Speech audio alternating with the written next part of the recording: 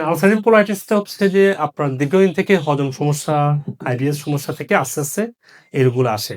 এখানে আপনাকে সুস্থ হইতে হবে হজম দিয়েই। আপনি মানে বায়োলজিক্যাল এজিথ্রোমাইসিন অথবা আপনি যেটা বললেন যে বা সালফাডালাজাইন যেগুলা ইউজ করা হয় অথবা কোনো ইনজেকশন এগুলো কিন্তু টেম্পোরারি ইমিউনকে সাপ্রেস করছে।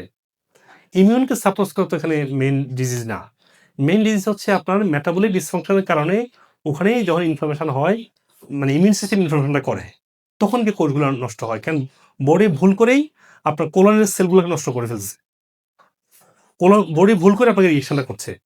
তো এখানে যে কারণে বডি রিঅ্যাকশন করছে, শরীরের একটা ন্যাচারাল মানে আ বা ডিফেন্স প্রসেস এটা। তাহলে শরীর কেন আপনার ভিতরে ডিফেন্ড করতেছে? কারণ আপনি ভুল করেই খাবার মেটাবলিক সমস্যা, হজম সমস্যা সহ অনেক সমস্যা আপনি তৈরি করছেন।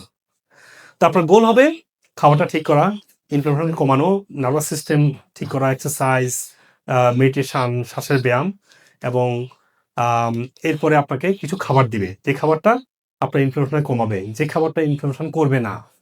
খাবার ঠিক করলে, ডায়েট ঠিক করলে, এক্সারসাইজ করলে আর কিছু মেডিসিন লাগবে। কারণ কোলনটাকে রিগ্রো করতে হয়। ইমিউন সিস্টেমকে ব্যালেন্স করতে হয়।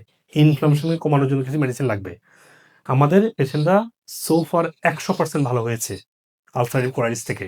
একটু আমাদের ডক্টরের সাথে বসুন, ডক্টর দেখুক আপনার কি, কি সমস্যা। ভালো হইতে হয়তো খুব কুইকলি ভালো না হলেও কয়েক মাসের মধ্যে আপনি স্বাভাবিক জীবনে ফিরে পাবেন। শুধু আলসারেটিভ কোলাইটিস না, যেকোনো রোগের জন্য আপনারা আসবেন।